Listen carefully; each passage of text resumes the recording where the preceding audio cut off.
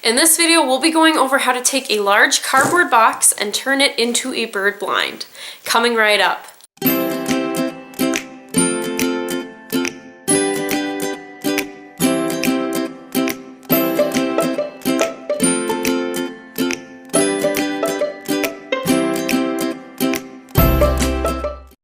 Hello and welcome to EcoElsa, and thanks for watching my video today. If you're new to my channel, my name is Elsa and I make videos to help you and your kids get outdoors.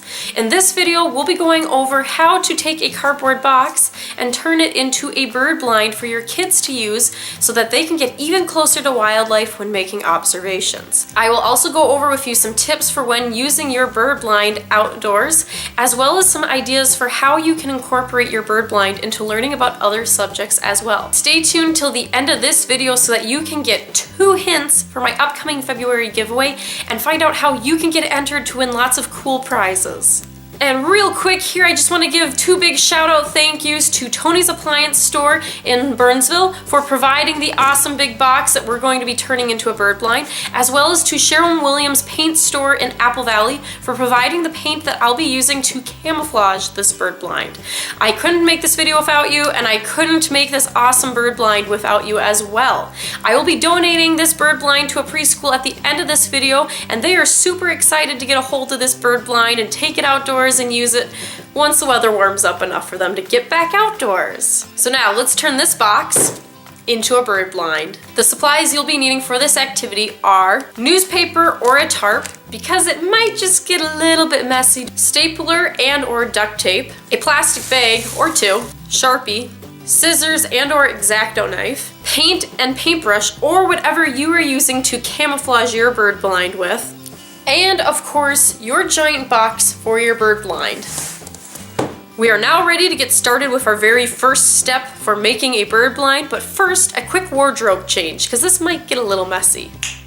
There we go, I am all ready for painting now. Step number 1, cutting the windows. So what's really helpful for this is making sure you cut your windows into the box that are at the right height for which the kids will be looking out of. Keep in mind that your students and your kids will probably be on their hands and knees or sitting on their bottom.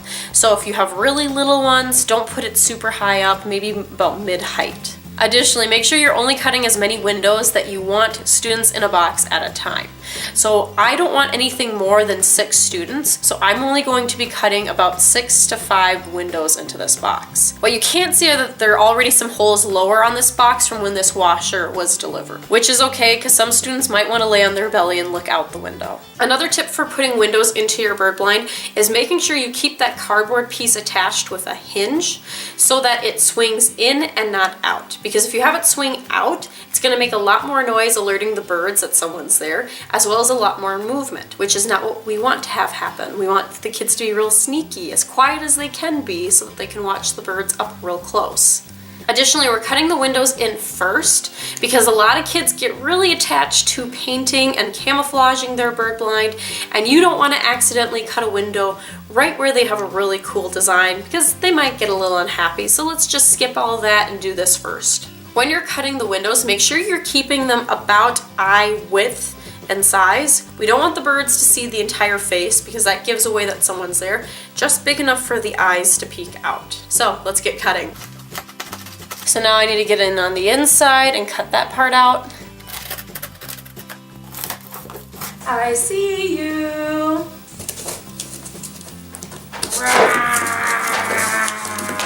And voila, we have a perfect window for your kids to observe birds outside of. Now time to put in the other 5. Quick speed up montage, go!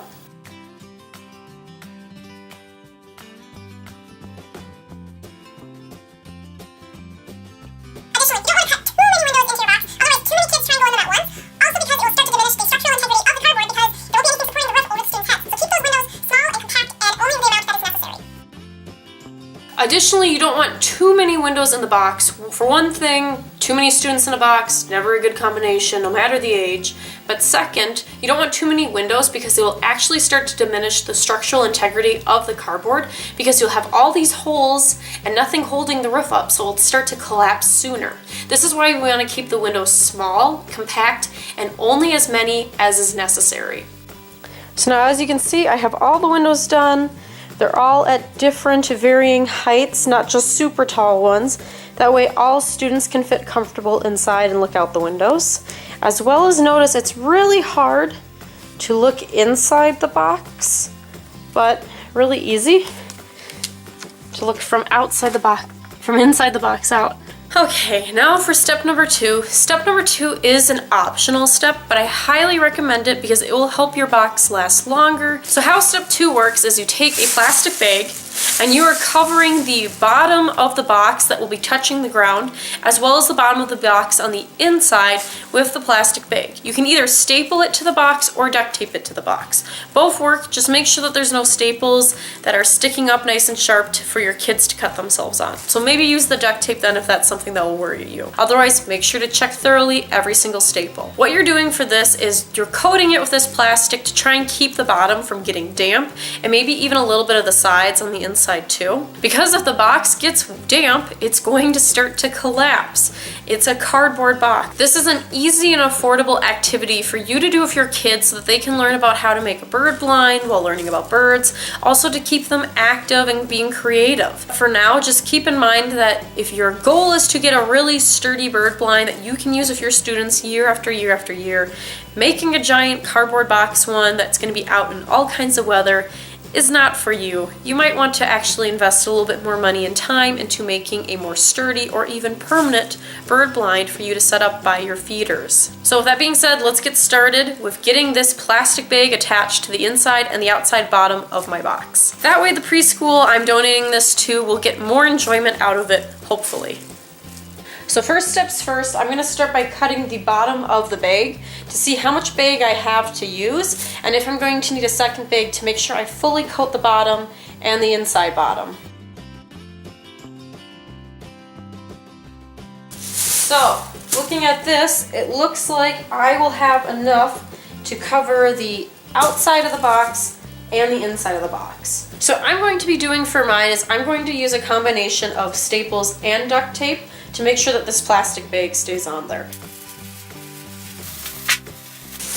put this one away for later. And next, I'll staple and duct tape this one until it stays on. Now, what I should avoid doing is stapling it directly on the bottom. I should try and staple only on the sides. That way a kid doesn't accidentally set their hand down on a staple or their bottom. And again, I'm gonna put them in the corners and then I'll double check those when I get in the box.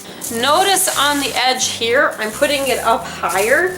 That's because in Minnesota, it's covered in snow right now. So by having this up higher, it's less likely of the box getting damp farther up on it. But you know, it's a cardboard box. Eventually it's going to get damp. It's gonna start to melt and fall apart. But the good news is, rip off the plastic bag, you can recycle it. Okay, so now it's time to flip it over and check out where those staples are to do the inside. So I figured out where all the staples were because I only put them in the corners, and since they are poking through the cardboard, what I'm gonna do now is I'm gonna cover them up with duct tape, and then I will avoid using staples as much as I can when lining the inside with plastic. Okay? Okay, now that we've gotten the bottom on the inside and the outside covered in plastic bag, a couple things to keep in mind is no matter how well you duct tape it or staple it, the kids most likely are going to pick at it or accidentally rip it and it'll eventually go away. It's just to try to keep the box lasting longer. Now, it's honestly a lot of extra work for maybe an extra week or two at the most. If you want your kids to get as much enjoyment out of this box as possible, it's definitely a great step to take. And finally, step number 3 for making your own cardboard bird blind. It's time to let those children loose on their bird blind and camouflage it to their habitat. Now, like I said before, this is probably the moment where you'd like to put a tarp down because it could get a little messy. Or even have them decorate it while you're outdoors. Now this time of the year I know it's pretty cold, hence why I'm doing it in the basement instead of outdoors in the garage or on the sidewalk. So it is possible, granted I am an adult and I am keeping my paint and my fingers to myself, so best of luck to you.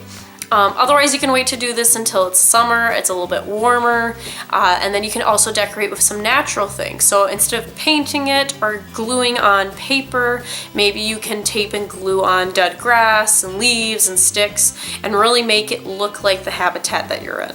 But paint works just fine too. Honestly, the birds are still going to notice it. The big thing is getting it camouflaged enough that it looks kind of like their habitat, and also getting it outdoors soon enough that the birds get used to it being there without children in the box. Something else that's really special that you can let your kids do is sign their names on the inside of the box. Now, you don't necessarily have to let them use a Sharpie. Honestly, I don't recommend it, but just allow them to put their name on it and take ownership for, hey, this is my bird blind. I worked with my team. We put in all this work and we have a really great bird blind that we're gonna be able to sit quietly in and watch for birds from. So let's go to town and paint this box white so it will blend in with its snow.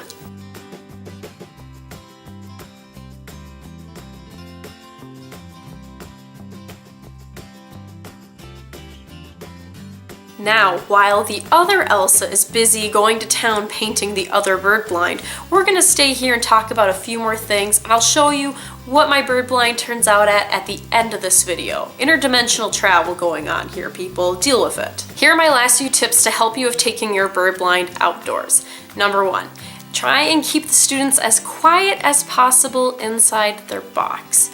However you can do this, whether it's have binoculars in there and they need to be looking through them, maybe it's to give them crayons and let them color the inside of their box however they want. Whatever it may be, you need to find some way of keeping them quiet because eventually their self-control is going to run out. And it's okay. I've done this activity actually with kids as young as 4 and 5, and they've managed to sit still and quiet for the most part and get to see some of the birds land on the bird feeders outside their boxes' windows. But it is a challenge. They are doing the best they can. You know, they have squirmies, they want to be moving around and doing things. So just breathe and understand that you're trying to put it off as long as possible. But they will eventually get noisy and moving around in the box and scare all the birds away. So just accept it. Tip number 2. I've occasionally had squirrels and chipmunks try and climb in through the opening into the bird blind, even with children in there being noisy. I don't know what it is. The squirrels just think, hey, what is that? Let me go check it out.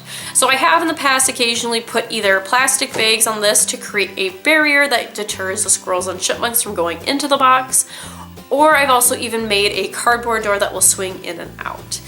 For this bird blind, the bird feeders will be on the opposite side of a fence, so I'm pretty confident that there won't be any squirrels or chipmunks trying to get into it, especially since it's winter, so I'm not going to be putting a door on it right away. I will, however, be giving materials to the preschool that if they choose to put a door on this, they can. And my final tip to help you with taking your bird blind outdoors is, like I have told you before about putting the bird feeders up ahead of time so that the birds get used to them and seeing them and going to them, you also want to put this bird blind out sooner rather than later, but try not to leave it up overnight or when it's raining or snowing, otherwise it will collapse before your kids even get to use it. As much as a week ahead of time is usually the best, so that the birds get used to it going, oh yeah, that's a big box thingy, I don't know what it's for, but it's not gonna hurt me and there's nothing in it, so I'm good. And then, once you start having the kids sitting in the bird blind to watch the birds won't know any better. If they can't see the kids and they can't hear the kids, for all they know, it's just a box still. There's no one in it.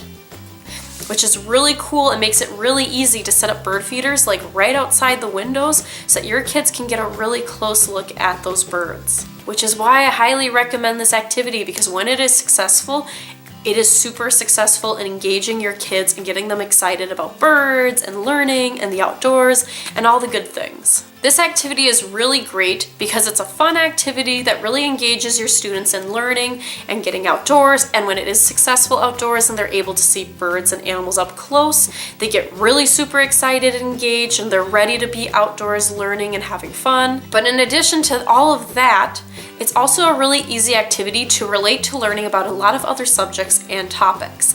Like these, for example. Number 1, biology.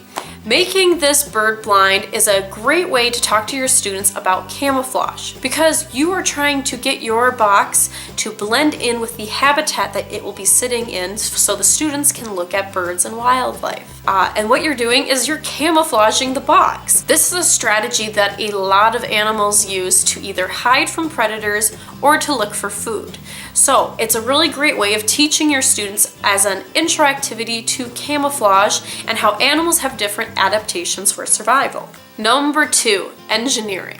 Now, what's going to eventually happen is this box is going to start to collapse, either because of students hitting the walls or the ceiling, it getting damp and starting to just like squish. Now, what is a great way to challenge your students with an engineering problem is figuring out how to get the box to last longer so it doesn't collapse as soon, or what makes the best kinds of supports. This can lead to all kinds of different engineering that you can talk about: structural engineering, you can talk about the real world, you can talk about architecture and building designs that helps keep buildings from collapsing and bridges and roads.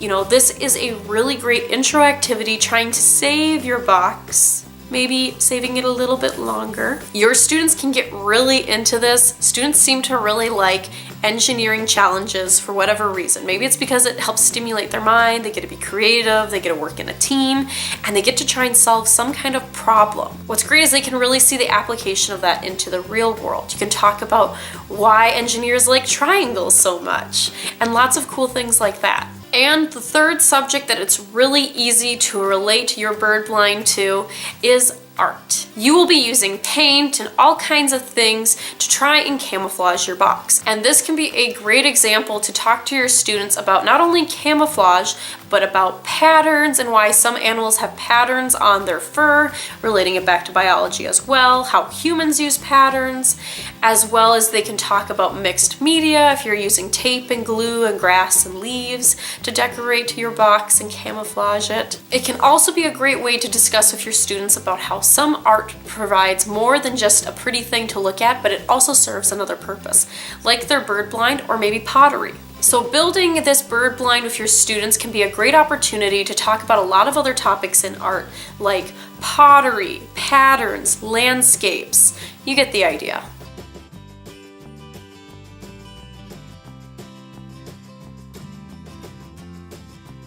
Ta-da! It's complete. So as you can see, my bird blind is complete. The windows still need to dry and then they can be popped in. They'll just look like a big white ice chunk out there, and the birds won't even know that there's a bunch of children hiding in it. I hope you all enjoyed listening to the other Elsa explain how to use your bird blind outdoors, as well as how to incorporate it into learning about other subjects. And unfortunately, that is all we have time for today's video, so I hope you enjoyed it. Thanks for watching. And since you've all been so patient, here are your 2 final hints for my giveaway. Your first hint is that the giveaway will be next week on my birthday, February 13th. That video on Wednesday, I'll be announcing the winners of the giveaway. Yay! So you only have 1 week left to get entered to win. The second hint is that I will be giving away more than 3 prizes. But there's more. In fact, there will be a way that everyone can walk away from next week's video with a cool prize. But the only way you'll find out is by watching that video, so I'd make sure to stay tuned for it. And how you can get entered in this giveaway, is by subscribing to my channel below. Press that pretty red button, that way you can be entered in the giveaway once. And to be entered in the giveaway twice, make sure you click the link below and follow it to my email list, so that way you can join that and you can be entered in the giveaway twice, and you will have twice the chances of winning cool prizes.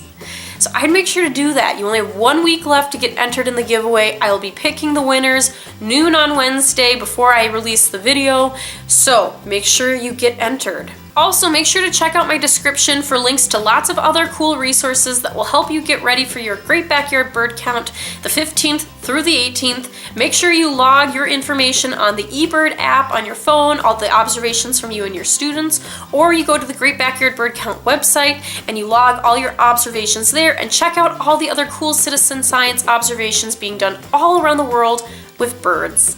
as well as there's links to my social media accounts in my description. So make sure to check those out as well, because I post lots of resources on those as well to help you and your kids get outdoors. So make sure to check those out.